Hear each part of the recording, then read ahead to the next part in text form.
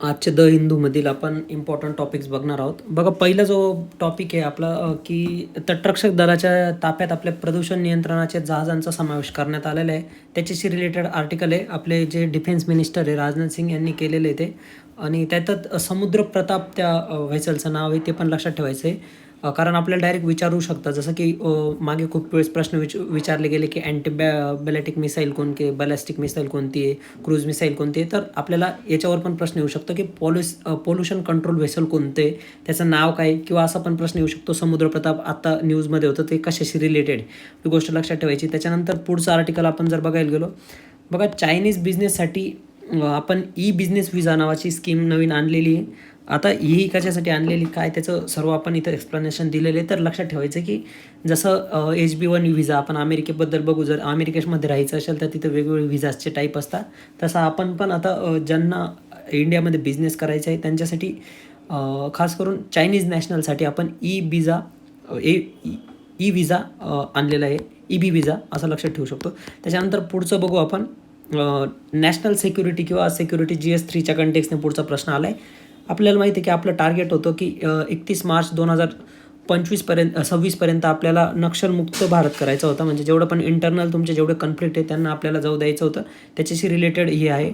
आणि मग तो आपल्याला इंटरनल सिक्युरिटीच्या अँगलने प्रश्न येईल. तर त्याच्यानंतर त्याचं बघा पूर्ण पण होत आलेलं आहे. इथं काही काही आपल्याला ग्रुप्स दिलेले की जे रिबेल ग्रुप्स होते, आपण त्यांना कसं शांत केलेलं आहे आणि आपण कसं 31 मार्च 2026पर्यंत आपण कसं नॅशनलाइज फ्री करायचा प्रयत्न आपल्या होम मिनिस्टरांनी सांगितला आहे.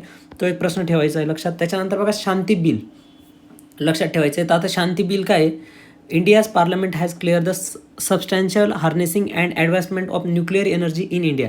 न्यूक्लिअर एनर्जीचं कसं आपल्याला सेक्टर वाढवता येईल यासाठी आपण काही प्रोव्हिजन चेंज केलेले आहे.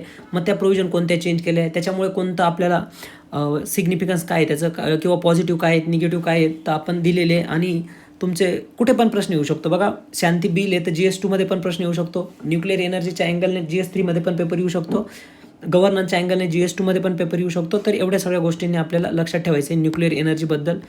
त्याच्यानंतर पुढचं जर बघायला गेलो तर रिमोट सेन्सिंगबद्दल आपल्याला एक प्रश्न दिसतोय गव्हर्नन्स किंवा इन्व्हायरमेंटच्या अँगलने, की रिमोट सेन्सिंगद्वारे आपल्याला जंगलांची किंवा खनिज संपत्त्यांची माहिती कशी भेटू शकते, त्याच्याबद्दलचं आर्टिकल आहे.